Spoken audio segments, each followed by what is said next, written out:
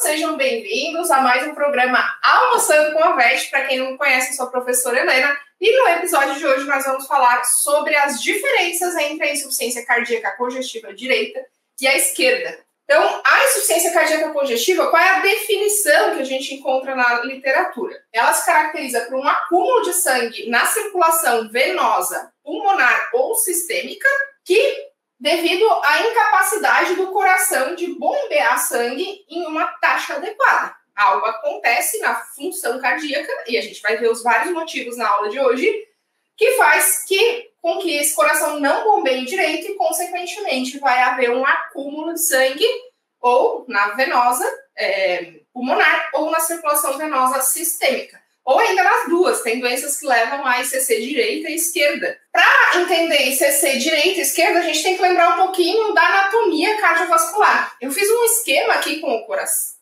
do coração, né, do mamífero. Ele não está exatamente onde passam os vasos, mas para entender eu acho mais fácil assim. Então, aqui a gente tem coração esquerdo e aqui coração direito, certo? O que a gente tem no coração esquerdo? Átrio esquerdo, ventrículo esquerdo. Quem traz o sangue para o átrio são as veias pulmonares, que trazem sangue rico em oxigênio, sangue oxigenado que passou lá pelos pulmões. E o sangue vai para a aorta. O ventrículo esquerdo vai fazer a ejeção, a sístole do ventrículo esquerdo, e levar o sangue para o corpo, certo? Então aqui, coração esquerdo, o sangue chega no pulmão, oxigenado, passa do átrio esquerdo para o ventrículo esquerdo, vai para a aorta e para o corpo. Coração direito, esqueci de falar, a válvula que divide câmaras esquerdas é a mitral, né? Eu sei que vocês já sabem disso, mas só para relembrar aqui. E a aorta, ela também tem uma válvula. No entanto, aqui entre veias pulmonares e átrios, e veias cavas e átrio direito, veias pulmonares e átrio esquerdo não tem válvula, tá? A passagem do sangue se dá por diferença de pressão, tá? Lembrando do coração direito. Coração direito vai ter o átrio direito, ventrículo direito, entre eles a gente tem a válvula tricúspide. Deixa eu colocar ela mais perto aqui, porque senão parece estar com uma displasia de válvula, né? As veias cavas trazem o sangue venoso do corpo, o sangue passa do átrio direito para o ventrículo direito, do ventrículo direito a artéria pulmonar vai levar esse sangue até os pulmões, onde ele será oxigenado e aí volta pela veia pulmonar. Então esses dois sistemas eles são conectados, né? Grande circulação e pequena circulação. ICC é insuficiência cardíaca congestiva. Para ela acontecer, a gente precisa ter alguma treta na função cardíaca. Então, a função cardíaca tem 3 fatores que influenciam ela grandemente, que é a pré-carga, ou seja, o volume de sangue que esse coração está recebendo, certo? Para bombear. A pós-carga, a resistência que o sistema arterial sistêmico oferece contra a função cardíaca, contra a função do coração, basicamente reflete a resistência na aorta, ela reflete, né, a pós-carga, e a contratilidade, que é a capacidade dessas fibras do tecido muscular estriado esquelético cardíaco conseguirem contrair. Bom, o que a gente precisa lembrar ainda de fisiologia para entender insuficiência cardíaca congestiva? Uma das variáveis hemodinâmicas importantes que reflete, né, se está tudo ok no sistema circulatório é a pressão arterial. A pressão arterial, do ponto de vista de fisiologia, né, ela tem uma fórmula que é dada pelo volume de sangue vezes resistência vascular periférica. O débito cardíaco, gente, também tem uma formulazinha que é importante para a aula de hoje. Débito cardíaco, definição de débito cardíaco, é volume de sangue que sai do coração por minuto. Tá? Ele geralmente é expresso ou em ml minuto ou em litros minuto. E ele pode ser calculado a partir do volume sistólico, que é o volume de sangue que sai do coração a cada sístole, certo? vezes a frequência cardíaca, que é quanto esse coração bate por minuto. E qualquer doença cardíaca, todas as que levam à insuficiência cardíaca congestiva, elas vão alterar, de alguma forma, o débito cardíaco, tá? Então, quando a gente tem uma queda no volume sistólico, consequentemente, nós vamos ter uma queda no débito cardíaco. Quando cai o débito cardíaco, os baroreceptores, que ficam principalmente na região carotídea, tem outros pontos, mas esse é o principal sensor de queda de débito cardíaco, eles identificam essa alteração e vai haver um estímulo simpático. Esse estímulo simpático culmina com a liberação de catecolaminas, que são hormônios neurotransmissores que vão estimular a força de contração. Eles têm um efeito inotrópico positivo, então aumentando a força de contração, a tendência é aumentar o volume sistólico e corrigir essa queda no débito cardíaco. Além disso, as catecolaminas, além de aumentar a força de contração, anotem aí, aumentam a frequência cardíaca, então elas vão ajudar também aqui a subir o débito cardíaco, e fazem vasoconstrição periférica. Essa vasoconstrição periférica inicialmente pode contribuir para aumentar o débito cardíaco, mas quando aumenta muito a pós-carga, a resistência do sistema arterial contra o trabalho cardíaco, pode haver uma redução do débito cardíaco. Pode dar errado essa ativação que era para ser boa. Além disso, gente, a própria ativação do sistema simpático e a queda no débito cardíaco, o débito cardíaco, quando ele cai, os rins eles recebem em torno de 20% do volume total de débito cardíaco, é uma grande quantidade. E lá nos rins que é produzida a renina.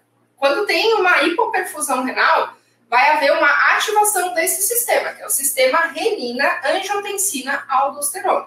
Mas o que é importante a gente saber? Independente da causa da doença de base, para ocorrer ICC, insuficiência cardíaca congestiva, esses dois sistemas vão ser ativados. No intuito, o corpo saca que o débito está baixo e ativa esses dois sistemas com o intuito de melhorar o débito cardíaco, para manter a homeostase. Só que a ativação do sistema renina-angiotensina-aldosterona, sobretudo a liberação de aldosterona, o principal efeito fisiológico é a retenção de sódio e, consequentemente, retenção de água. Essa retenção de sódio e água aumenta o volume. Se aumenta o volume, aumenta o volume sistólico. Se aumenta o volume sistólico, aumenta o débito cardíaco. Mas esse volume é excedente, é mais do que o sistema suporta. E aí pode e vai acontecer, se nada for feito antes, a insuficiência cardíaca congestiva. Quais são as causas de ICC, então? Falha na bomba cardíaca, então, a principal doença em cães e gatos, principalmente em cães, não que não ocorra em gato, mas é a cardiomiopatia dilatada. Sobrecarga de volume é a segunda causa. Por exemplo, as duas causas mais comuns de sobrecarga de volume em cães e gatos é a insuficiência de válvula mitral e a insuficiência de válvula tricúspide, mas as endocardiosas. De válvula mitral vai levar a ICC esquerda, de válvula tricúspide ICC direita, e a gente já vai falar um pouquinho mais sobre isso. Sobrecarga de pressão também é uma causa de insuficiência cardíaca congestiva, e a sobrecarga de pressão, as duas principais causas são estenose de válvula aórtica e estenose de válvula pulmonar. E ainda a quarta causa, que não é tão comum na nossa rotina, mas pode acontecer, é a restrição de enchimento cardíaco. E o principal mecanismo que leva a isso é a presença de efusão pericárdica. Bom, gente, como a sobrecarga de volume por endocardiose é a causa mais comum de ICC na nossa rotina, eu vou detalhar um pouco mais sobre ela agora. Insuficiência cardíaca congestiva direita esquerda. Primeiro da esquerda, que é mais fácil de entender. Que secundária a endocardiose de válvula mitral. Aqui eu vou desenhar só o lado esquerdo do coração. Então aqui tenho veias cava, veias pulmonares, cismei com direito, tá, gente? Eu tô falando do esquerdo agora. Veias pulmonares, válvula mitral, átrio esquerdo, ventrículo esquerdo e a aorta. Então, gente, eu vou explicar um pouquinho sobre o mecanismo da endocardiose de mitral, da degeneração de mitral, que leva a ICC esquerda e vocês já vão entender por quê. Então, nessa doença degenerativa, a válvula degenera, por isso que a doença é degenerativa. Então, a válvula fica degenerada, espessada, toda irregular, fica toda feiosa. E aí, o que acontece? Ela não fecha direito. Como ela não fecha direito, na hora da sístole ventricular, que a válvula precisa estar fechada, o ventrículo contrair e sair o sangue aqui pela aorta, ao invés do sangue todo para a aorta e gerar volume sistólico normal para manter débito cardíaco, não sai tudo para cá. Volta para o átrio porque fica um buraco aqui. Se não sai tudo para cá, o que acontece com o volume sistólico? Diminui. Se o volume sistólico diminui, o débito cardíaco também cai. A redução no débito cardíaco vai estimular o sistema simpático para liberar a catecolamina, para aumentar a força de contração, aumentar a frequência cardíaca e tentar compensar isso aqui que está baixo. Só que nesse processo também aumenta a resistência vascular, ocorre vasoconstrição periférica. E essa vasoconstrição periférica, ela vai aumentar a resistência aqui na via de saída do ventrículo esquerdo. Esse aumento da resistência faz com que tenha que ter uma maior pressão intraventricular para o sangue ser ejetado. Como tem um buraco aqui, quando aumenta a pressão para sair mais sangue, acaba aumentando essa fração regurgitante. Além do sistema simpático, a redução no débito cardíaco, mediada pela hipoperfusão renal devido à queda no débito cardíaco, que pode ter uma contribuição de vasoconstrição, devido à liberação de catecolamina, também vai ocorrer uma vasoconstrição renal. Tudo isso faz com que o rim comece a liberar mais renina. O que a renina faz? Vai converter o angiotensinogênio em angiotensina 1 e a angiotensina 1 é convertida em angiotensina 2 pela enzima conversora de angiotensina. A angiotensina 2 vai promover a liberação de aldosterona. O que a aldosterona faz? Efeito principal, ela faz mais coisa, mas ela promove retenção de sódio e água.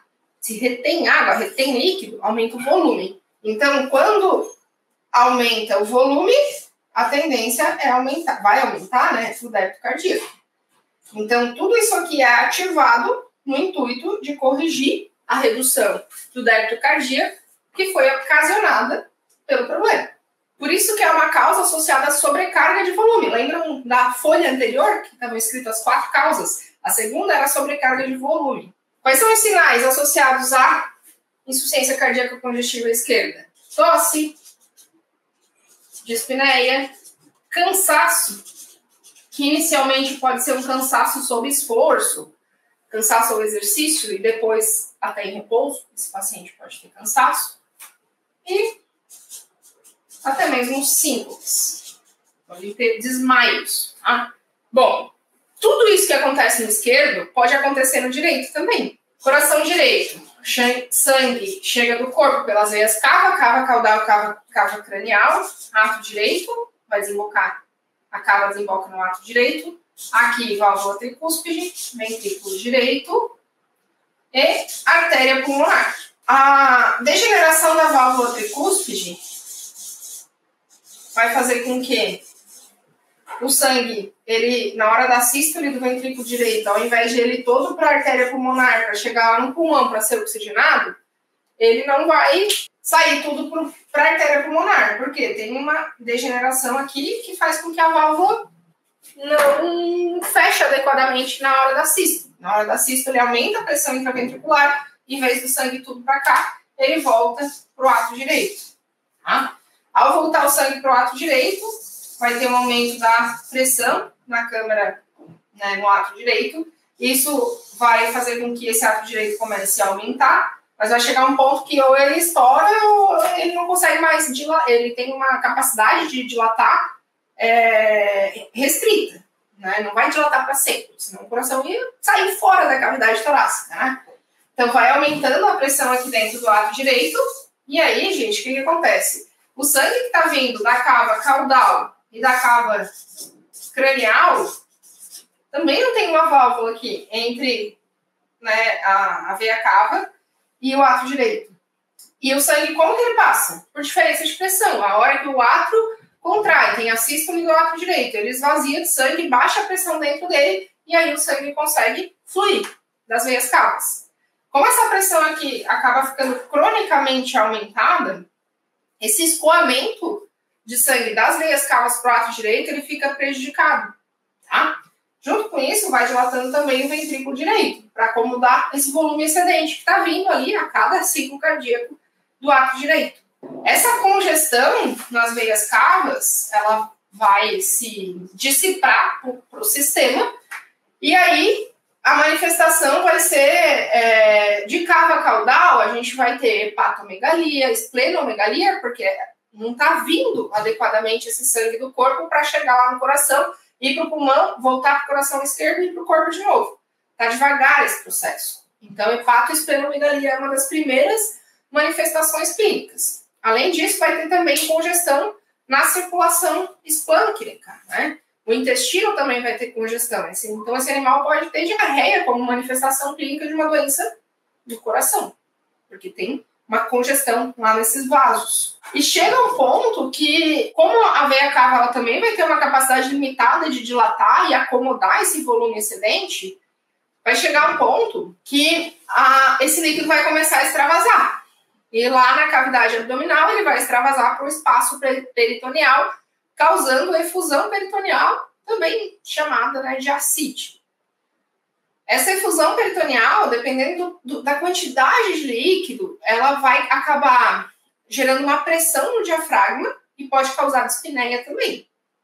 Então, esse animal pode ter uma dificuldade de expansão da caixa torácica devido à presença de efusão peritoneal. Na cava cranial também vai acontecer esse processo congestivo.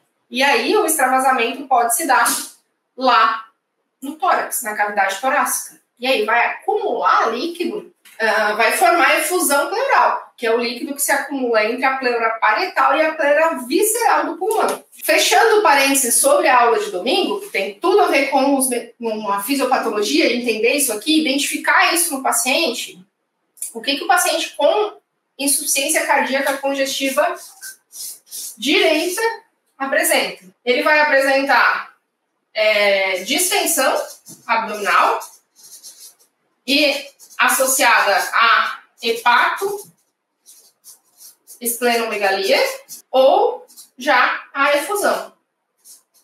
Essa efusão pode ser só abdominal, peritoneal ou pleural também. Uma coisa importante, gente, os gatos, eles podem desenvolver efusão pleural secundária à ICC esquerda, diferente dos cães, que eles desenvolvem mais edema pulmonar. Nos gatos, a efusão pleural pode aparecer junto com o edema pulmonar ou ainda antes do edema pulmonar. Antes do edema pulmonar é mais comum. Então, ainda mais importante saber identificar isso e saber drenar, porque se você não fizer a drenagem, você perde o paciente. E essa é só uma das causas de efusão pleural, né? A efusão pleural, geralmente esse líquido, a característica laboratorial dele vai ser um transudato modificado por aumento da pressão hidrostática. Isso é um mecanismo, tá? Mas a gente pode ter efusão pleural e peritoneal por hipovolemia, né? Geralmente a efusão abdominal vem antes, mas pode ocorrer a pleural também. Acho que é isso, gente. Respondi todas as dúvidas. Obrigada pelos elogios. Vocês são incríveis. Beijão.